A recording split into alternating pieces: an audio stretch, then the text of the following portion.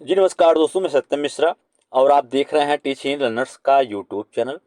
दोस्तों, इस वीडियो में जो भी अपडेट या जानकारी मैं आप सभी से साझा करने वाला हूं वो एनआईओएस डीएलएड को लेके है। जैसे दोस्तों आप सभी को पता होगा कि एनआईओएस डीएलएड के जो अभ्यर्थी हैं उनको सुप्रीम कोर्ट से एक तगड़ा झटका लगा हुआ है। और दोस्तों जो अभ्यर्थी अभी किसी भी एग्जाम में शामिल नहीं थे उनके चलिए थोड़ा बहुत अच्छा है। और ऐसे अभ्यर्थियों को दोस्तों ज़्यादा दुख हुआ है जो अभ्यर्थी किसी भी परीक्षा में सेलेक्ट हो गए। दोस्तों जैसे बिहार शिक्षक भर्ती परीक्षा में सेलेक्ट हो गए, उनको ज्वाइनिंग लेटर मिल गया। इसके अलावा जो अभी केवीएस पीआरटी है दोस्तों, उसमें भी काफ़ी बच्चे जो हैं एनआईओएस से डीएलएड के वो भी सिलेक्ट हुए थे। उनको कह सकते हैं बहुत बड़ा दुख हुआ है इस चीज़ का कि उनको जो है उस शिक्षक भर्ती से या कह सकते हैं पीआरटी से बाहर कर दिया गया। यही दुख दोस्तों जब बीएड अभ्यर्थियों को पीआरटी से बाहर किया गया था तब भी उनको दुख हुआ था, ठीक है। लेकिन वो एग्जाम में शामिल होने से पहले या कह सकते हैं कि पहले सारी चीज़ें क्लियर थी कि आप आगे की जो परीक्षा है वो सुप्रीम कोर्ट के अधीन रहेगा। अगर आप सेलेक्ट हो जाते हैं या सुप्रीम कोर्ट का जो भी निर्णय आएगा वो मान्य होगा। तो दोस्तों वही हुआ कि बीएड अभ्यर्थी बेचारे जो हैं वो बाहर हो गए थे, ठीक है। वही चीज़ें एनआईओएस से डीएलएड अभ्यर्थियों के साथ भी हो रहा है, ठीक है। और बता दें आपको कि इन बच्चों का एक प्रश्न है कि जो एनआईओएस से डीएलएड अभ्यर्थी हैं इनका एक प्रश्न है कि हम सीटेट का फॉर्म तो फिलअप कर दिए हैं, क्या सीटेट का परीक्षा दें या नहीं, क्योंकि ये तो जो निर्णय है सुप्रीम कोर्ट का है और इसको हर राज्य को मानना पड़ेगा।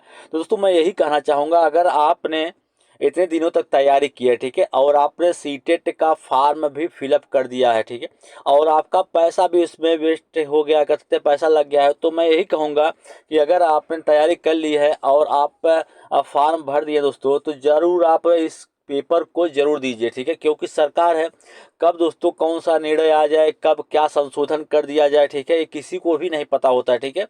पहले क्या हुआ, किसी को पता था कि बीएड अभ्यर्थी जो हैं उनको कभी पीआरटी में मौका मिलेगा।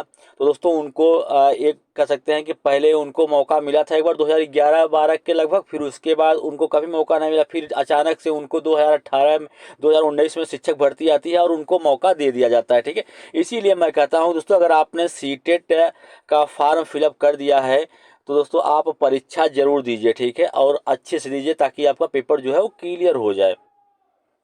और बात रही आगे की सभी भर्तियों में असर होगा, जाहिर सी बात है जब सुप्रीम कोर्ट का कोई डिसीजन आता है तो उसको हर एक राज्य को मानना ही पड़ता है।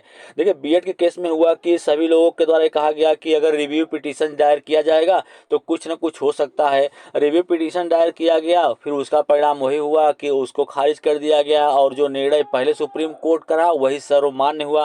दोस्तों इस केस में भी वही चीज़ें होंगी।